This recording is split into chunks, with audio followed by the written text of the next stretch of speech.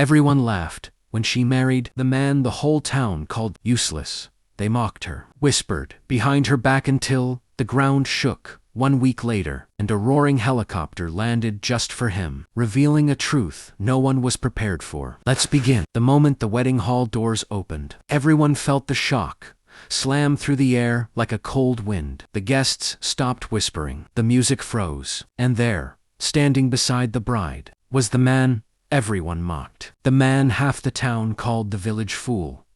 People exchanged smirks, gasps, and cruel smiles. Some had even come only to witness the humiliation. But no one, absolutely no one, imagined that exactly 1 week later, a roaring helicopter would descend from the sky, its blades slicing through the clouds, landing right in front of the same people who laughed. And the man they mocked would step forward as a different person entirely. Mira remembered that day vividly, the day the world judged her. She had always been different, always believed that kindness mattered more than wealth or status. She grew up in a town where everyone knew everyone, and every rumor spread like wildfire. When she turned 23, her aunt suggested marriage, believing it was time for Mira to settle down. But Mira didn't want to marry for convenience or pressure. She wanted a heart she could trust. Then she met Arlo. Arlo was unlike anyone she had ever known. People called him slow, strange, quiet to quiet. They said he was useless,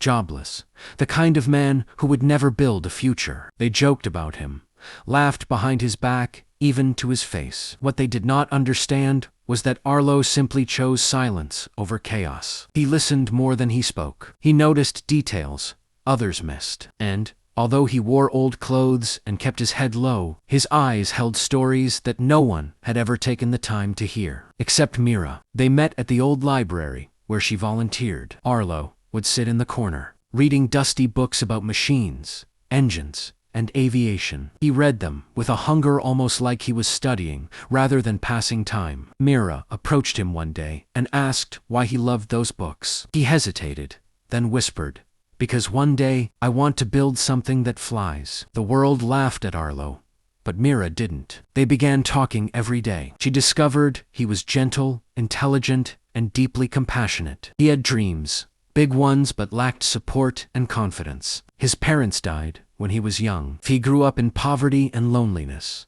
learning to survive rather than thrive. Yet, Mira saw potential in him, a spark, buried under layers of hurt. When he asked her quietly, "Would you ever consider someone like me?" Mira didn't hesitate. She felt something rare, something real, and she agreed.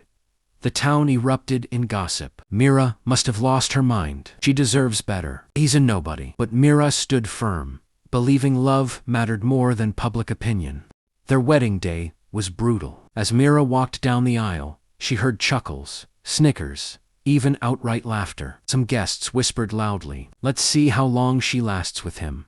Others predicted failure in weeks. Arlo stood there, hands shaking, aware of every cruel stare. But Mira smiled at him, steadily, confidently, because she saw him, not the mockery around them. They married quietly and moved into a small house on the edge of town. The first week was simple but peaceful. Arlo worked odd jobs fixing broken tools, repairing old bikes, mending generators. He never complained. Mira supported him with love and patience. She believed that life would get better, even if slowly. But everything changed on the 7th day. It was a warm afternoon. Mira was cooking while Arlo repaired a neighbor's old motorcycle in their yard. The sky was calm until a thunderous noise shattered the silence. Everyone looked up. A helicopter, large, sleek, and expensive, peered over the village. People ran outside, confused. Farmers dropped tools. Children screamed with excitement. Shopkeepers rushed onto the streets. The massive aircraft was descending right toward Mira and Arlo's house. The villagers gathered quickly, forming a stunned crowd. "Who is the helicopter here for? It must be lost." "No,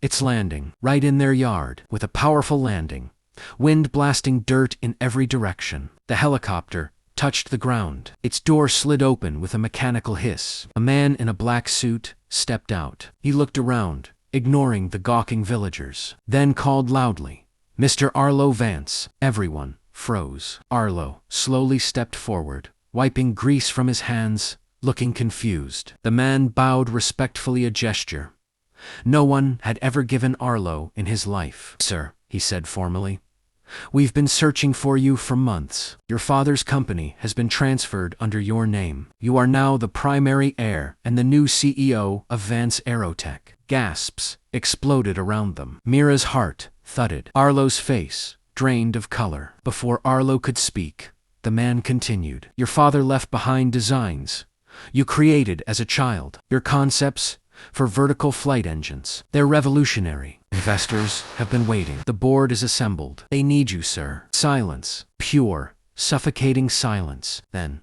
a woman from the crowd muttered, "His father, but they said his family was poor." Another added, trembling, "Vance Aerotech is one of the biggest aviation companies in the region." The suited man glanced at the villagers, almost impatiently. He wasn't poor. He was hidden. His father wanted him to grow up away from pressure and greed. Before Mr. Vance Sr. died, he instructed us to find his son and give him full authority. Arlo couldn't breathe. He was shaking. He turned to Myra, eyes wide with disbelief. "Mira, I didn't know. I swear, I didn't know." She smiled softly. "I know." The villagers, who once laughed, mocked, insulted, humiliated, now stared with shame burning their faces. Some stepped back, some lowered their heads, others whispered apologies they didn't dare say aloud. Then came the moment no one forgot. The suited man gestured toward the helicopter. "Sir, the aircraft is prepared. We'll take you both to headquarters." "Both?"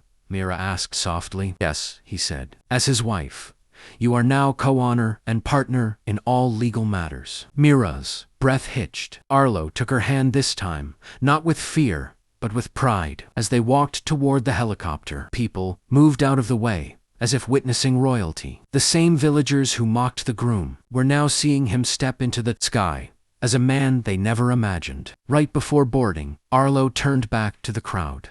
His voice, steady for the first time, echoed, "You all laughed at me, but my wife, she believed in me when no one else did. She will stand beside me forever. The rest of you, your opinions don't matter anymore." No one dared to argue. Mira and Arlo climbed inside. The engine roared to life. Dust swirled.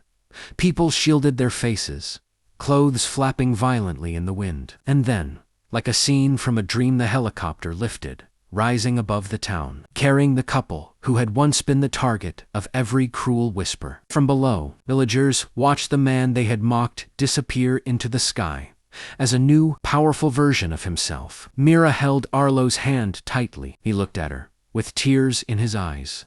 "I thought I was nothing," he whispered. "You were always something," she replied. They just never looked closely. As the helicopter soared toward the horizon, Arlo realized something deeper than the inheritance, the power, or the company waiting for him. Mira chose him when he had nothing. Now, he would give her everything. Their story became a legend in that town, a lesson that respect should never depend on wealth, and that the quiet ones, the overlooked ones, sometimes carry the biggest destinies inside them. And for years to come, whenever a helicopter passed above the village, people would stop, stare upward, and remember the day the man they laughed at rose to the skies with the woman who believed in him.